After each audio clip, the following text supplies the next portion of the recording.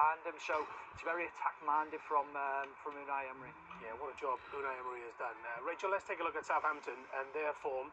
The sacking of Russell Martin had no impact whatsoever. Absolutely not. I mean, they've won 2 and drawn 4 all season. That's the bottom line, and that's why they are firmly solid bottom of the table. Russell Martin lost in ways that were more pleasing on the eye. Ivan Juric came in and lost in a way that was less pleasing on the eye. So that draws a parallel between the 2 managers and the 2 groups of players. They need to start. We were chatting in the green room before, and we were saying that they need to start the rebuild ASAP. Bring in a manager who they think is going to lead them in bouncing straight back up for next season. Okay, thank you very much there, Rach. Right, already had some big results in the Championship this week. The race for promotion heats up. In fact, the top 3 have already played. Aaron Portier. I called this, what would I call it, heartburn a few weeks ago, and one of the Championship managers pulled me up on it last week, but his side, pure heartburn this lunchtime. Last night, and Burnley moved into top spot with a 2-1 win over Norwich. How would Leeds respond today, though, as they hosted Preston North End? Here's the full-time report with Maz Faruqi.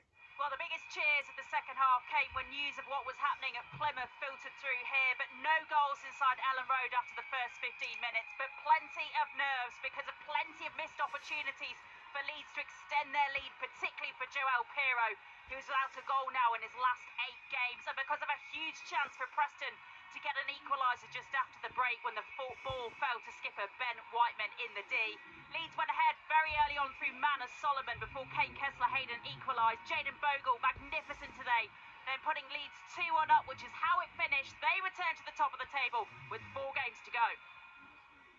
Yeah, it's a test of mental fortitude, isn't it? The ultimate football marathon, the race to get out of the Football League. Sheffield United have hit the buffers at just the wrong time. Back-to-back defeats, including a home defeat to Millwall on Tuesday night, which saw them drop out of the automatic promotion spots. Could they bounce back today? Plymouth still rooted to the bottom of the table. The Theatre of Greens, John Akers. Plymouth Argyle 2, Sheffield United 1. An extraordinary, unlikely result for Argyle, and 3 defeats in a row and a huge dent in the automatic promotion hopes for Sheffield United. First half dreadful, and then right at the end of it, Jezran Raksaki scored with the only meaningful effort on goal of the half. And the second half just meandered its way to what looked like would be a comfortable United win. But Ryan Hardy hit the bar, that sparked something. Hardy then got an equaliser, and Mohamed Tijani fired home, only his second of the season, to give Argyle hope at the bottom and leave United trailing in the wake of Burnley and Leeds at the top. Plymouth Argyle 2, Sheffield United 1. And so the picture at the bottom looks like this. Plymouth rock bottom on 40 points, and you really felt that defeat today would hinder their chances of potential survival. But look at that, within 2 points of Derby County, who play this afternoon. Let me run you through all the fixtures. Starting with Luton Town in 23rd. They're unbeaten in their last 5, but they welcome Blackburn. Absolutely miserable under Blair and Ishmael. Miserable on the pitch and off the pitch. Above them, Cardiff City, who could haul Stoke right back into trouble with a win. That's 22nd, playing 20th in South Wales. Derby just above the dotted line. They go to Portsmouth. John Mousinho absolutely furious with his side's injury time defeat against Coventry. Hull play Coventry Monday at the top end, though. And Bristol City entertains Sunderland. Looking forward to that one. Jason? It's a grim bottom of the table, that's for sure. I'm not sure if I can cope this afternoon. Leicester City's form does not make pretty reading either. Rachel, 8 defeats on the bounce, not a single goal. Dreadful. Yeah, and you know, when Ruud van Nistelrooy came in after that bit of success at Manchester United, Leicester fans thought it was going to be the bounce, bringing exciting attacking football, and it just hasn't happened. The goals have pretty much all but completely dried up.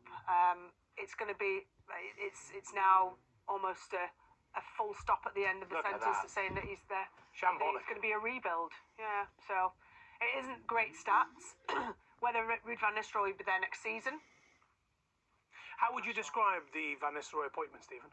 Poor. I was surprised when he got the job, to be honest. I didn't think it was the right man for the job.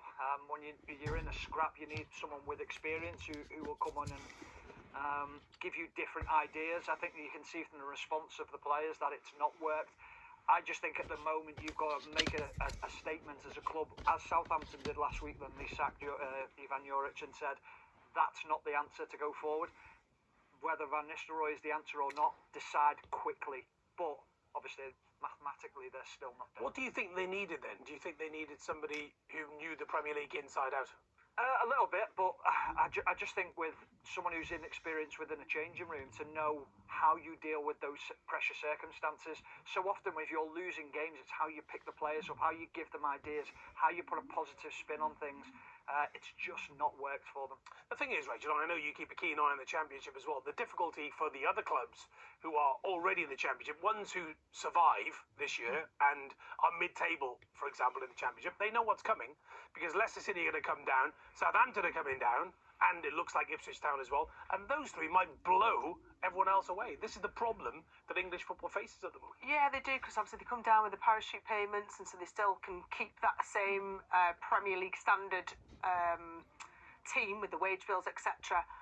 But a lot of those players, any of those players who are worthy of the Premier League will be picked off, and that's sort of the danger. We've seen teams like Luton who've come down and have continued to plummet down, so it's not a given that that will happen, but they are three big clubs coming down to the Championship for sure. Absolutely. Right, teams are on their way out. First, the City Ground and Will Perry. Well, this time last year, Forest drew against Wolves to